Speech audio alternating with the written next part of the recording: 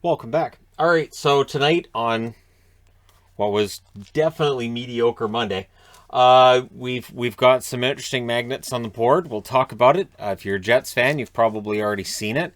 I think you understand why.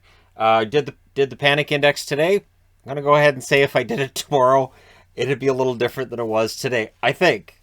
I got that feeling. It's kind of a hunch that right now in Jets land might be a little more panicky. But let's start things off with the Seattle Kraken, this team right here, and the Buffalo Sabres. Now, the Seattle Kraken had won 3 out of 4, and they'd beaten pretty good teams in that 3 out of 4 that they'd won, right? The one loss they had was against Tampa. So, not bad, right? Tonight going in against Buffalo, as I said in the preview, this was a game that if you're going to look at one that Seattle should win if they're getting better, it'd be in against Buffalo. So it was Drieger versus Tokarski, so Drieger starting his second straight game. I think that was the right call. Sabres had the only shot in the first 4 minutes, and it honestly, it was kind of slow. I was kind of surprised at how slow things were to start. It wouldn't stay that way. Schwartz is denied on a 2-on-1. The Sabres press. They draw a power play. During said power play, Seattle has a first. They get a shorthanded goal. It's Soucy with the first shorthanded goal in Seattle history from Gord at 5:47. And it was on a turnover. So Buffalo, not starting out well for Buffalo. Asplin's then denied. There were blocks on Thompson's chance. Seattle kills off the rest. The Kraken had a 3-on-2. Dunn's shot was saved. Eakin couldn't bury one as the Sabres pressed the other way. Larson had a shot that was saved. Some good back and forth play, and then the Sabres get a power play. What happens on the power play? Brandon Tanev gets another shorthanded goal. So Seattle goes from a franchise with none in their history to 2 in a period of less than 10 minutes. It's 14:40 that he scores that. And then Seattle kills the rest, and this is where the crowd starts booing. And I get it. I do. Buffalo, their attendance has been very low. The crowd clearly not impressed with what they were seeing so far. And it wasn't helped that in the last minute of the period, they allowed another. It's McCann scoring from Alexiak and Geeky at 19:04. So that makes it 3-0. And it was a result of a really good press by the Seattle Kraken. So they go into the first intermission up 3-0. But keep in mind, first-year team, more losses than wins. No lead is safe in many chances here. Early press by the Kraken. It goes the other way, and Murray gets his first NHL goal from Okposo at 1:53. Bjork then had a wraparound chance that was saved, so you could see the Sabres were looking for that comeback. Eberle, net drive, he was denied. Sheahan centering feed, that deflects out. Sabres are pressing at 6.5 minutes into the second period, but Seattle gets it the other way.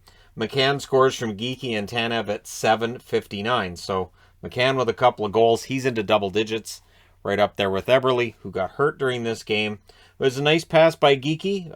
Johansson then with a shot. Butcher made a save right on the line, or right in front of the line, but it was going through. It was going to go in. Sabres press at the half. Schwartz with a break on a turnover. He fires high. And then we get a power play for the Sabres. Now, they finally stopped allowing the shorthanded goals, and they get the power play marker. It's Skinner from Thompson and Dahlin at 17:27. So it's 4-2 after 2. And one positive, if you're a Buffalo fan right now, is Skinner's looking like a goal scorer again. Third period. Appleton with a good, greasy goal. His first as a member of the Seattle Kraken. He scores from Borgen and Wenberg at 18:09. So Will Borgen, pretty sure that's his first point with Seattle, former Buffalo Sabre. So, or no, that's before the end of the second period, right? It was 5-2 at the end of the second period. Sorry. So it's 5-2 at the end. There were so many goals scored in this game in the first 2 periods, and especially compared to everything else, it throws me off. So it's 5-2 after 2. 37 seconds into the third, Skinner gets on the board again from Olofsson, so that makes it 5-3. Power play for the Sabres follows. Seattle kills it off. Hinostroza ends up hitting the post. Drieger saved the next opportunity, which was not Hinostroza. It was a defenseman shooting from the point. All Sabres in the first 5 minutes. They announced at this point Eberle would not return. Lower body injury. I'm going to go ahead and say ankle from the way that he left the ice. Couldn't put any pressure on his foot. Thompson goes beast mode. Drieger saves on that. So by beast mode, I mean he just wills it to the net. He just takes it and goes, yeah, I'm just going to take this to the net. Usually the bigger players are the ones doing that. Post then for Thompson. However, Seattle scores again. Jaden Schwartz Scores from Gord and Donskoy at 13:44, and then Tanev tries to add another. So Seattle was just pouring it on. However, Cousins scores in the last 2 minutes from Okposo and Murray at 18:27, so Okposo with a couple of helpers, and Cousins with a goal. Again, there's some positives to take out of this if you're a Buffalo fan, right? And then they pulled the goaltender with 1:27 left. They also called a timeout, and that allows the empty netter for Seattle.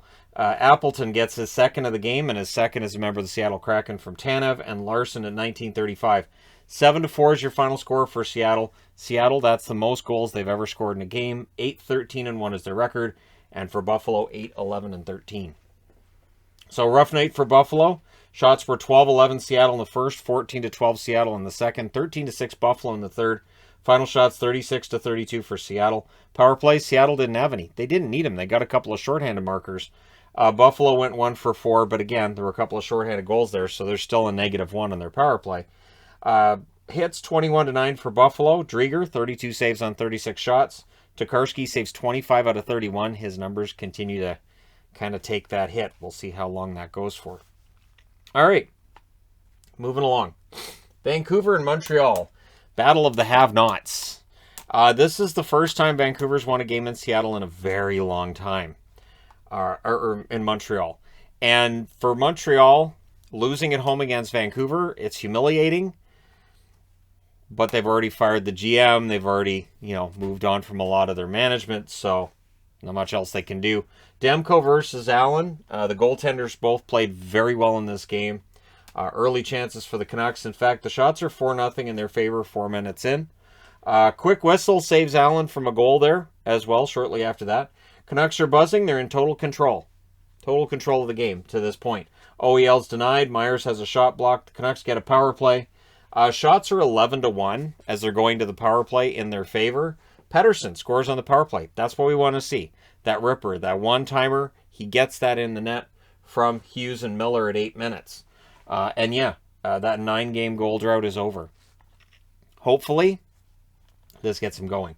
Then there's a post for Sherratt. Anderson whiffs on one. The Habs control. And this is where it gets weird because the first half of the period was all Canucks. Second half of the period's all Habs. They press with 7 minutes left. Petrie had a rush chance that was saved. The shots are evening up in the second half. That's what happens when you're not getting shots. As the Canucks. Suzuki had a snapshot saved, and then Paling ties it from Drouin at 18:39, and that was due to a Pullman pass. He was throwing it to Horvat. It was a terrible pass, and Drouin picks it off, and there you go. In the second half of the period, the shots were 9-0 for Montreal. So it was a tale of two periods. So we go to the second period. Besser with a rush on a turnover doesn't go because Besser's not allowed to get goals anymore. Podkolzin had a turnover chance as well. Allen saves, and that's Montreal's problem at this point is turnovers. Toffoli had a point shot tip wide. Toffoli doesn't get on the scoreboard tonight. I'm not sure if he knew he was playing against the Canucks because normally he tears the Canucks apart. OEL had a chance that was saved and held, and then Garland makes it 2-1 for Vancouver from Horvat at 6:27. And again, another good first half by Vancouver. They did carry that over into the second half as well. Allen denies Pettersson. Sherratt fires one wide. Demko holds on to that. Dvorak with a rush chance wouldn't go. Caulfield had a chance that was saved. Habs press with 3 minutes left. And we go to the third period with the 2-1 for Vancouver. Early Habs power play. The Canucks kill that off. We then get a power play for the Canucks. Pettersson's shot was blocked and it's killed off. So they didn't allow the one-timer in that case. Höglander couldn't bury one. There's a power play for the Habs. Drouin had a shot saved. Paling then couldn't bury one at the net. And the Canucks do kill that off. More dangerous power play, but the Canucks kill it. Dickinson, rush chance, saved. Anderson around the net. He fires one wide. Sherratt is robbed as the Habs press. Canucks then press so that Allen can't get pulled.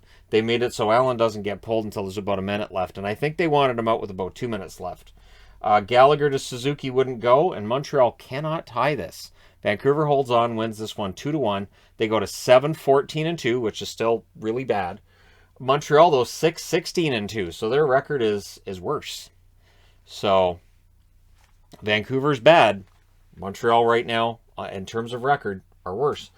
Shots, 12 apiece in the first, 21-11. Vancouver in the second, 11-9 Montreal in the third. Final shots, 42-34 for Vancouver. Power plays, 1 for 2 for Vancouver, 0 for 2 for Montreal. Hits, 23-14 Montreal. Demko, 33 saves on 34 shots. Allen, 40 saves on 42 shots.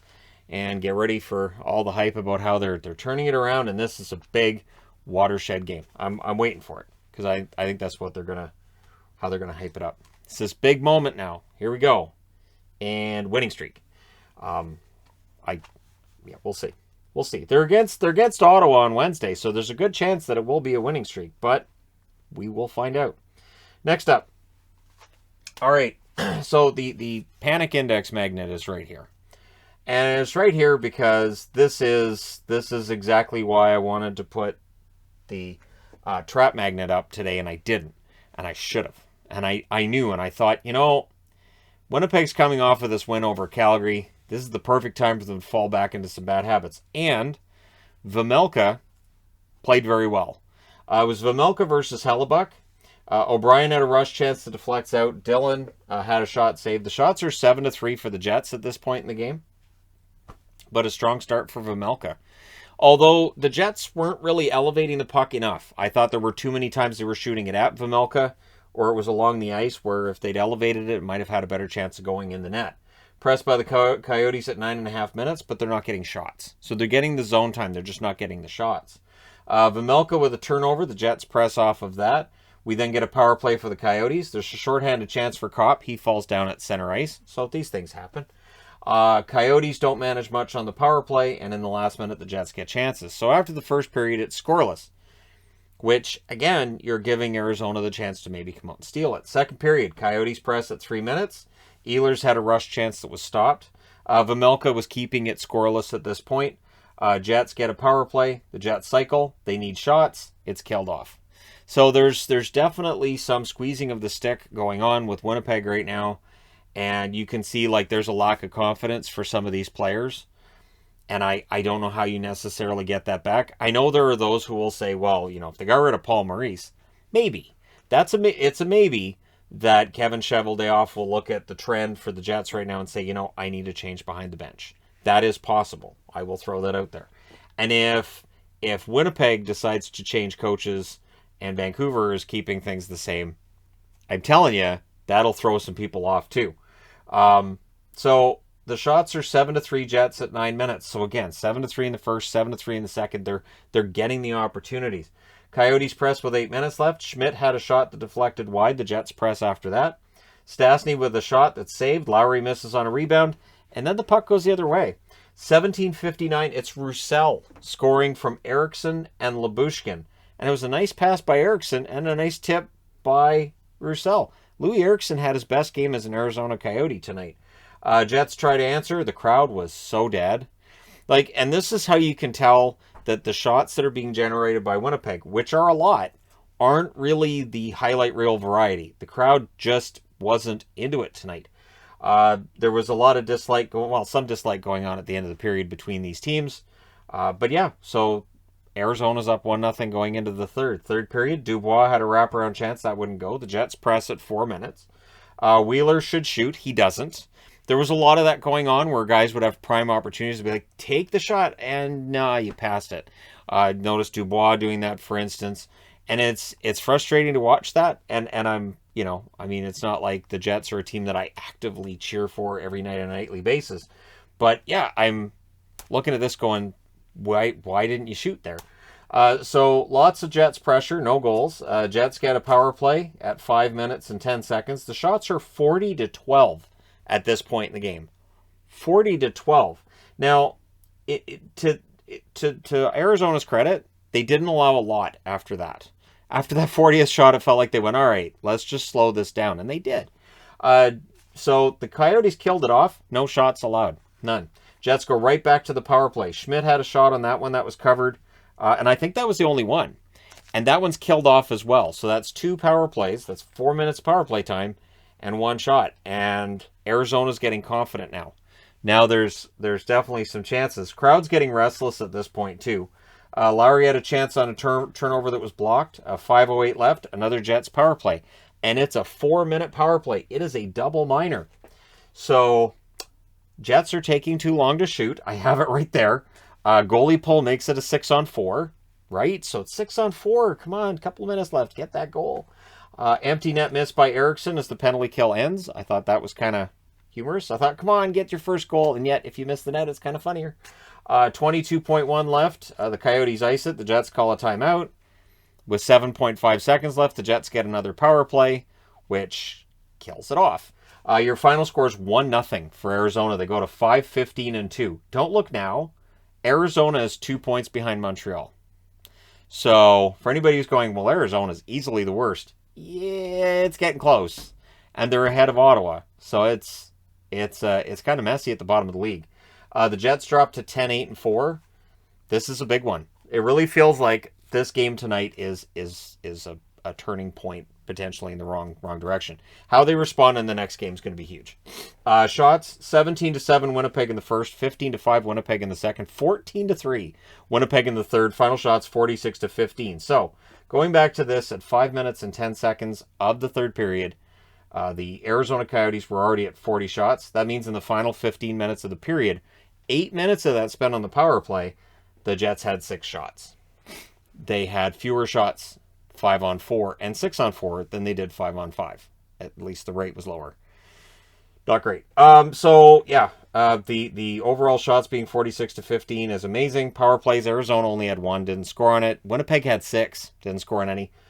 Hits 16-15 Winnipeg. Vejmelka makes 46 saves for his second career win and his first shutout. And Louis Eriksson was the second star in this game. You've got it, Louis. Drinks are on him. He makes $6 million a year. He can afford the drinks. Hellebuck, 14 saves on 15 shots. Can't put it on Hellebuck. They didn't score. So yeah. And the Roussel goal wasn't bad. Don't look now, but Boyd, Roussel, they're both having pretty good seasons this year for Arizona. So there's that. Right? So, all right. Moving along. Pittsburgh. Pittsburgh in against Calgary tonight. It's Jarry versus Markstrom, and it's another goaltending duel. So we have goaltending duel here, and here. All of the goals were in this game. This one, all of the goals are here. It's just, this is where all the scoring was, and then it just dies off. Good start for the Flames, though. The shots are 3-0 in their favor at 4 minutes. Generally speaking, when the Flames get off to a good start, they win the game. Very often they'll win big, but it feels like at home they have more struggles with the winning than they do on the road, and I'm still trying to figure this out. So Gensel had a chance that was blocked. Heinen had a net drive that was defended. He doesn't get to the net. Hanifin had a shot that was tipped and saved. Markstrom saves on a Rodriguez rush. Evan Rodriguez, I thought, had a good game. Penguins even up the shots in the second half with 1:09 left. We get 2 minutes of 4-on-4. Initially, it looked like we'd have a power play. We didn't. Hanifin hits the side of the post as the Flames press during that 4-on-4, but we go to the second period. In the second period, Johnny Gaudreau hits the post. The Flames press at 6 minutes. Mangiapane with a net feed. That's blocked out. Back and forth action follows that. More Flames pressure. Jarry makes saves. And then Lucic. Milan Lucic with his 6th of the season from Shillington and Tanev at 9:44. Who had Lucic on pace for maybe 24 goals this year? It's the thing. He could get 24 goals this year. Absolutely could. Now 3 of them are 5-hole, including this one. So we'll see whether or not that continues to be the case. And then after that, there's a big save, or that was after a big save by Markstrom, so big save at one end, goal at the other. Simone's then denied. Pitlick had a shot that was gloved by Murray. Gaudreau had a rush chance that was saved. Post for Lewis, so that's 2 posts in the second period for Calgary. Simone with a rush, he can't beat Markstrom. Rodriguez has a shot that hits Markstrom's mask. Markstrom's mask got a workout tonight. It's a beautiful mask though, right? So third period, Calgary's up 1-0. Coleman misses one wide as the Flames press. The Flames were controlling, but it's only 1-0. And that's the thing, right? You're watching a team out there, they're controlling the game, they're doing so well, but you look at the scoreboard and go, but 1 goal. It's a 1 goal difference right now. Kind of scrummy at the Flames net. It cools down quickly. Nobody wants to be the one to take a penalty that puts the other team on the power play. Because there's no power plays yet. Kachuk's robbed by Jarry. Coleman was interfered with, and there's no call. It was a clear interference, and the crowd was mad, rightfully so. That should have been an interference call. Penguins were icing a lot near the half. I think they had 3 icings over a period of a couple of minutes, so the Flames are getting that territorial advantage at this stage. 7:32 left, though. The Pens get a power play, and they strike. It is the only power play in the game. Takes them 7 seconds to convert. It's Gensel from Crosby and Letang at 12:35. Has anybody enjoyed seeing Crosby back in the lineup more than Gensel? He's suddenly scoring goals again as soon as Crosby comes back. So it was a deflection, 7 seconds into the power play. No chance for Markstrom on that one. Coleman's denied as the Flames press with 3:30 left. There's more Flames pressure. Jari with a save on Coleman with 24.9 seconds left. And we go to overtime. In overtime, the Penguins control in the faceoff. Gensel fans on one. There's a crossbar then for Johnny Gaudreau. So crossbar, posts, everything's working against Calgary in this one. Jari with a stretch pass to Zucker was offside. And that would have been beautiful. If that had connected, I really believe Zucker probably would have buried it there and the game would have been done. Anderson's denied then during a 3-on-1 for Calgary. Penguins 2-on-1. Markstrom makes the save there. And Jari absolutely robbed Johnny Gaudreau after that. So we go to a shootout. It takes till round 7 of the shootout. And it's Backlund with the winner. McGinn, his opportunity was saved after Backlund gets the winner. So the Flames survive a scare. They win 2-1 in a shootout. They go to 13-4-5. The only team with a winning record on the board gets, and I mean like they've won more than half their games. They get the win. Pittsburgh drops to 10-7-5 with the shootout loss. Shots in this one, 10-8 Calgary in the first, 11-7 Calgary in the second, 9-6 Calgary in the third. In the overtime, Calgary had 2 shots to Pittsburgh's 1. Final shots, 32-22 for Calgary. Power plays, the only power play was Pittsburgh's. They scored on it. Calgary had none. Hits were 14-12 for Pittsburgh. Jari has 31 saves on 32 shots. Markstrom, 21 saves on 22 shots in the Calgary net. So, entertaining night. All done. Let me know your thoughts in the comment section below as always. And I'm just going to say it, for anybody who's just looking at Seattle's overall record and saying, well, they're not very good. They were 4-12-1. Now they're 8-13-1. They are coming along. It's a matter of whether or not they can keep this up. So their next game's in Detroit. And again, if they're able to win that one too and win 5 out of 6, they could be a dangerous team. And yeah, I really think with Seattle, it's a matter of it takes time to learn systems and everybody to learn to play together. And in their case, too, it's taken time for their goaltending to get better. Tonight, Drigger played well. He played well in the last game, too. Grubauer's been better lately. Makes a huge difference. Let me know your thoughts, though, in the comment section below, as always. Don't forget to hit like and subscribe. If you're browsing your way through, you just happened upon this video. Thank you guys so much for watching, for all your support. I will talk to you again soon.